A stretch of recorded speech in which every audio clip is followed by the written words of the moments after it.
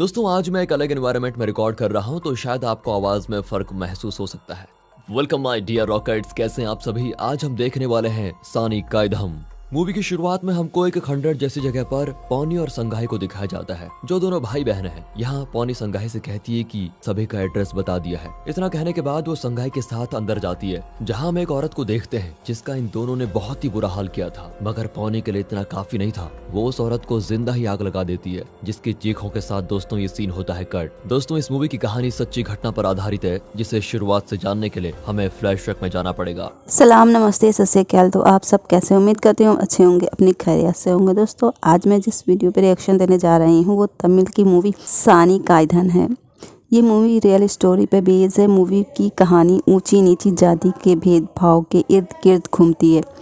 इस ऊंच नीच के चलते एक औरत को अपना पति, बेटी, घर और इज्जत सब कुछ खोना पड़ता है। मूवी बहुत इंटरेस्टिंग है। वीडियो को फुल वॉच कीजिएगा। चैनल पर नए हैं तो चैनल को सब्सक्राइब कर बेल आइकॉन ज़रूर दबा दीजिएगा। चलिए वीडियो शुरू करते हैं। जिसे शुरुआत से जानने के लिए हमें फ्लैशबैक में जाना पड़ेगा, जहां मिलकर 4 ओनर्स यानी मालिकों को देखते हैं, जिनके नाम हैं गिरी, पेरुमल, वासु और मधुकर। यहाँ में इनकी बातों से ये पता चलता है कि पेरुमल का छोटा भाई गिरी अक्सर पेरुमल के पास अपने हिस्से की प्रॉपर्टी मांगने के लिए आता रहता है, क्योंकि उसका कहना था कि पेरुमल ने धोखे से अपने पिता के मरने से पहले सारी प्रॉपर्टी अपने नाम कर ली। जबकि पेरुमल कहता है कि ये झूठ है, मैंने कुछ नहीं किया, पिताजी ने ही सब कुछ मुझे दे दिया था, तो इसमें मैं क्या करूँ। इस बात पर दोनों भाइयों में अक्सर लड़ाई होती रहती थी। गिरी भी अब समझ जाता है कि मांग कर कोई फायदा नहीं होने वाला, इसलिए वो पेरुमल को मारने का मन बना लेता है। बस उसे इंतजार होता है एक बेहतरीन मौके का। इसी बीच मिल के अंदर हम मारी नाम के आदमी को काम करते हुए देखते हैं, जो छोटी जाति और गरीब लोगों की तरफ से इलेक्शन में खड़ा होने वाला था। लेकिन इलेक्शन में मधुकर का दोस्त अनबू भी खड़ा हो रहा था, और वो इसके लिए मारी को फटकार लगाते हुए कहता है कि तुम अब हमारे बराबर खड़े रहोगे क्या, तुम्हारी औकात क्या है। इसके साथ ही वो मारी को टॉयलेट भी साफ करने के लिए कह देता है, जिस कारण दोनों के बीच बात बढ़ते हुए हाथापाई तक पहुंच जाती है। अब शोर सुनकर वहां पर मधुकर पहुंचता है और गुस्से में मारी को ही काम से निकाल देता है। वहीं दूसरी तरफ हम मारी और पौनी की बेटी दानाम को देखते हैं। दरअसल पौनी एक पुलिस कांस्टेबल थी, तो अक्सर इस जगह पर दानाम उसका इंतजार करती थी, जहाँ दानाम से मिलने के लिए उसका मामा संगाई भी आता था। लेकिन पौनी पता नहीं क्यों संगाई से बात तक नहीं करती थी। अब जब पौनी आती है तो वो अपनी बेटी दानाम को घर लेकर जाने लगती है, जिससे पौनी पूछती है कि माँ आखिर आप मामा से बात क्यों नहीं करती, जिसका पौनी कोई जवाब नहीं देती। फिर जब दोनों घर आते हैं तो पौनी देखती है कि आज मारी काम से जल्दी घर लौट आया है, जिसके चेहरे पर चोट के निशान भी होते हैं। फिर वो पौनी के पूछने पर बता देता है कि आज क्या क्या हुआ था। पौनी भी उससे कहती है कि आप दूसरे लोगों से पहले अपने परिवार के बारे में सोचो। अगर हम दोनों मिलकर नहीं कमाएंगे तो ना तो हम एक अच्छा घर बना पाएंगे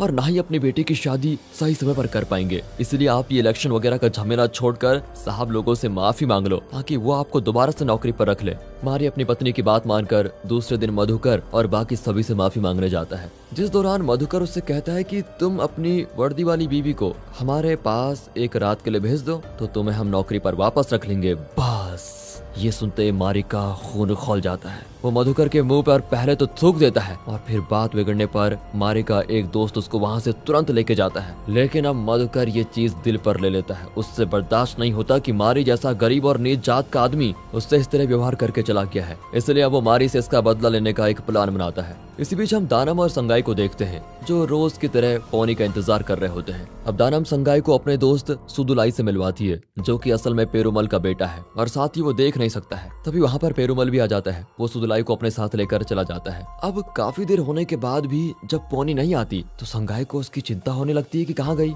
ये देखकर दाना मुझसे कहती है कि मामा चिंता ना करो, कभी कभी माँ को आने में देरी हो जाती है। इधर अंधेरा होने के बाद जब पौनी अपने घर की तरफ जा रही होती है तो उसको वहाँ पर ऑफिसर देवा मिलता है। वो पौनी से कहता है कि एक जगह कुछ मैटर हो गया है, चलो उसको निपटा ले, फिर तुम घर चली जाना। अब क्योंकि ये उसकी ड्यूटी का हिस्सा था तो पौनी मना नहीं कर पाती और उसके साथ चली जाती है। इधर अंधेरा हो गया था तो संगाई दाराम को छोड़ने के लिए उसके घर जाता है, जहाँ वो देखता है कि मारी नशे में धुत पड़ा हुआ है। संगाई दाराम से कहता है कि तुम खा पी कर सो जाओ, मैं तुम्हारी माँ के आने तक बाहर ही रुकूंगा, तुम चिंता मत करो। वहीं उधर देवा पौनी को एक सुनसान जगह पर लेकर आता है, जहाँ गिरी, अब्दू, मधुकर, पेरुमल और वासु मौजूद होते हैं। दरअसल देवा इन सभी से मिला हुआ था और उसने इनसे ये भी कहा था कि तुम इसे बस जान से मत मारना, नहीं तो प्रॉब्लम हो जाएगी, क्योंकि ये पुलिस विभाग में काम करती है। ये सुनते ही अनबू बाहर जाकर पौनी को पहले पूरी तरह मारता है, जिससे वो बेचारी अधमरी हो जाती है। फिर वो सभी बारी बारी मारी से पोनी के साथ गलत काम करने लगते हैं। फिर जब इतने से भी उनका मन नहीं भरता तो वो सभी मारी का घर जलाने के लिए निकल जाते हैं। यहाँ बेचारी पोनी को इस हालत में देखकर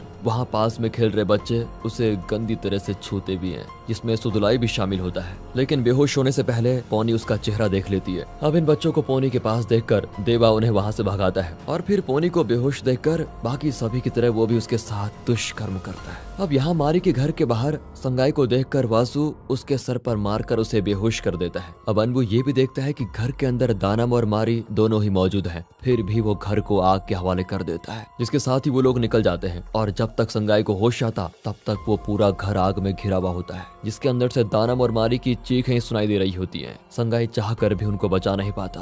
अब सीन कट होकर फ्लैशबैक में जाता है, जहाँ हमें ये दिखाया जाता है कि आखिर पोनी संगाई से बात क्यों नहीं करती थी। असल में संगाई और पोनी सौतेले भाई बहन थे, जिनके पिता ने 2 शादियां की थी। इस कारण संगाई की माँ ने पोनी की माँ से कहा था कि जैसे तुमने मेरी जिंदगी में आग लगाई, उसी तरह तुम्हारी बेटी का भी बसा बसाया घर उनके परिवार सहित जलाकर खाक हो जाएगा। यही वजह थी कि पोनी अपने भाई से बात तक नहीं करती थी। अगली सुबह जब पोनी घर पहुंचती है तो वो इस बात को संगाई से भी कहती है कि आखिर तुम्हारी माँ का शाप आज मुझे लग ही गया। अब यहाँ मधुकर और उसके साथियों ने क्राइम तो किया है, इसलिए उन पर केस भी होता है। इसलिए मधुकर और उसके दोस्तों ने पहले ही सरेंडर कर दिया होता है और साथ ही उन्होंने रानी नाम के एक बड़ी वकील को भी अपनी तरफ से खड़ा कर दिया होता है। इधर पोनी बेचारी सरकारी वकीली कर पाती है, जिसको पहले देवा ने ये कहा होता है कि तुम बलात्कार वाली बात केस में मत लिखना, इससे डिपार्टमेंट का नाम खराब हो जाएगा। एक तरह से वो केस को कमजोर करने के लिए पोनी पर दबाव बना रहा होता है और बेचारी पोनी ऐसा ही करती है। वो घर में आग लगना, उसके पति और बच्चे को मरने वाला इल्जाम में लगाती है। अब ये केस सुनकर जज उन्हें 15 दिन की रिमांड पर भेज देता है, लेकिन देवा ने रानी के साथ मिलकर उन्हें पीछे के रास्ते से भगाने का प्लान बनाया था। वो सभी पीछे के रास्ते से दीवार से कूदकर भाग खड़े होते हैं।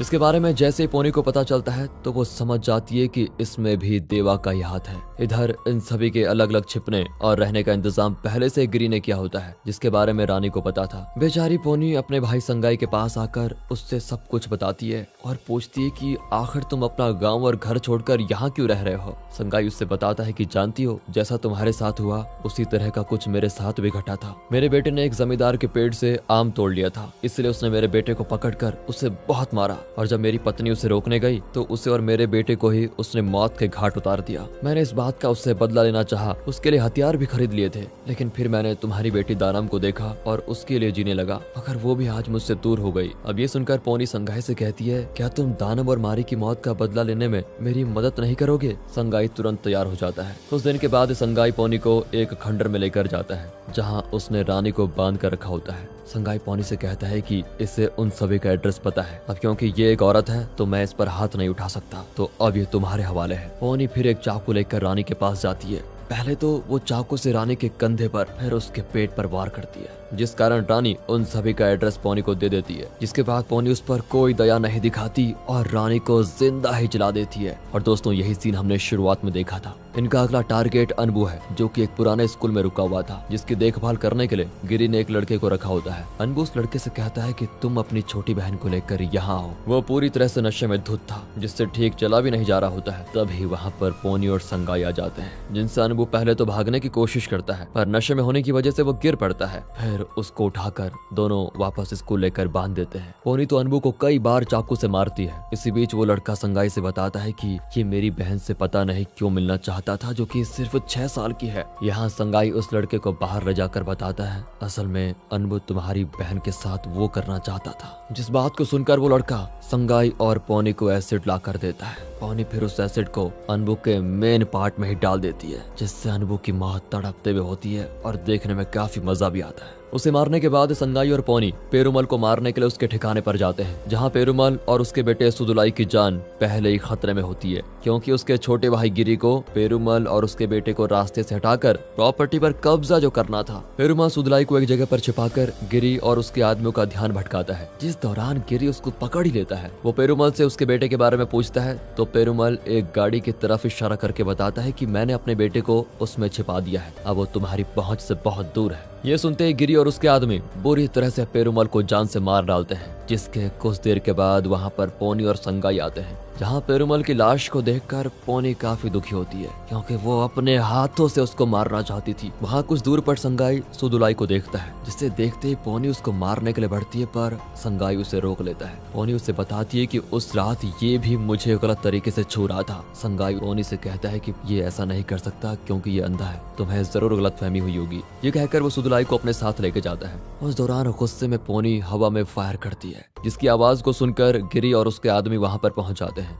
और वो देखते हैं कि सुदुलाई पोनी और संगाई के साथ जा रहा है। अब वो उनका पीछा करते हैं तो रात के वक्त दिखाते हैं कि संगाई का दोस्त उसे वासु की लोकेशन भेजता है, जो कि एक शिप में चढ़ा हुआ है। संगाई उस शिप में जाकर ही आग लगा देता है, जिस कारण वासु को पानी में कूदना ही पड़ता है और फिर उसको भागता हुआ देखकर संगाई उसे गोली से मारकर घायल कर देता है और पोनी के हवाले कर देता है, जो कि वासु को बहुत मारती है और फिर एसिड से उसको जलाकर राख कर देती है। इसी दौरान वहां पर इनका पीछा करते हुए गिरी के आदमी पहुंच जाते हैं, जो कि शिप को जलता हुआ देखकर आधे लोगों को वासु को देखने के लिए भेजता है, जिन्हें जब वासु नहीं मिलता तो वो संगाई को मारने की कोशिश करते हैं, जो कि सुदुलाई के साथ था। संगाई उन पर गोली चलाता है पर उसकी गोली खत्म हो जाती है। फिर संगाई के फंसे होने के बारे में जब उसके दोस्त से पोनी को पता चलता है तो वो वहाँ गाड़ी लेकर पहुंच जाती है, जिसको देखकर संगाई और सुदुलाई उसमें बैठ जाते हैं। अब पोनी के पूछने पर जब संगाई उसे बताता है कि ये गिरी के आदमी है तो वो उसी गाड़ी से सभी को कुचल देती है। एक गुंडा किसी तरह से पोनी को मारने की कोशिश करता है तो पोनी उसका हाथ पकड़कर अपनी गन से उसे गोली मार देती है।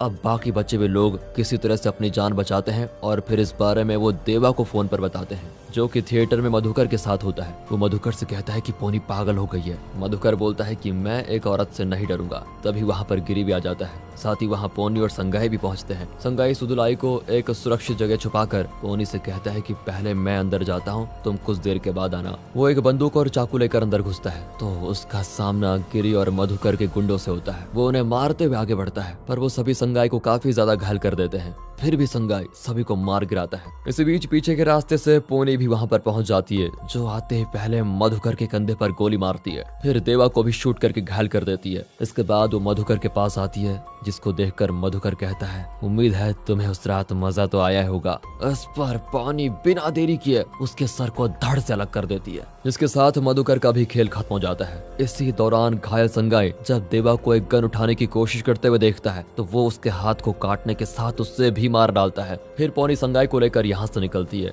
जो कि वैन के पास पहुंचकर पोनी से कहता है, सुदुलाई को जल्दी से लेकर आ जाओ, मैं उसके बिना नहीं जाऊंगा। वो उसे छोड़कर सुदुलाई को लेने जाती है। तभी संगाई देखता है कि उसकी तरफ गिरी और उसके गुंडे आ रहे हैं, जिन्हें करीब आते देखकर वो वैन में रखे सिलेंडर को ब्लास्ट कर देता है, जिसमें संगाई के साथ गिरी और उसके आदमी मारे जाते हैं। ये देखकर आखिर में पोनी भी पहली बार संगाई को भैया कहकर बुलाती है और खुद को कोसती है कि मैंने कभी अपने भाई की प्यार की कद्र ही नहीं की। फिर वो सुदुलाई को अपने साथ लेकर चले जाती है। बाकी बात करें सुदुलाई की, तो जब कई लड़के बेहोश पोनी को गलत तरीके से छू रहे थे तो सुदुलाई को वो लोग वहाँ लेकर आए और अब वो देख नहीं सकता था, तो उसने जब पोनी को छुआ तो वो उसे पहचान गया और तुरंत उसने जाकर इस बारे में देवा को बताया। तभी देवा वहाँ कर उन दोनों लड़कों को भगाया था और फिर पोनी के साथ उसने वो गलत काम किया। बेचारे सुदुलाई ने कुछ भी नहीं किया था, संगाई उसके बारे में बिल्कुल सही था। और दोस्तों, टाइगर 3 का रिव्यू हमने अपने दूसरे चैनल मूवीज वेदर पर डाल दिया है, आप वहाँ पर देखकर एंजॉय कीजिए। यहाँ पर ये मूवी खत्म होती है और अगर वीडियो अच्छी लगी हो, स्टोरी अच्छी लगी हो, एक्सप्लेनेशन अच्छा लगा हो तो लाइक कीजिए, चैनल को सब्सक्राइब। मिलते हैं अगली वीडियो में, तब तक के लिए गुड बाय, ख्याल रखिए अपना। Thanks for watching.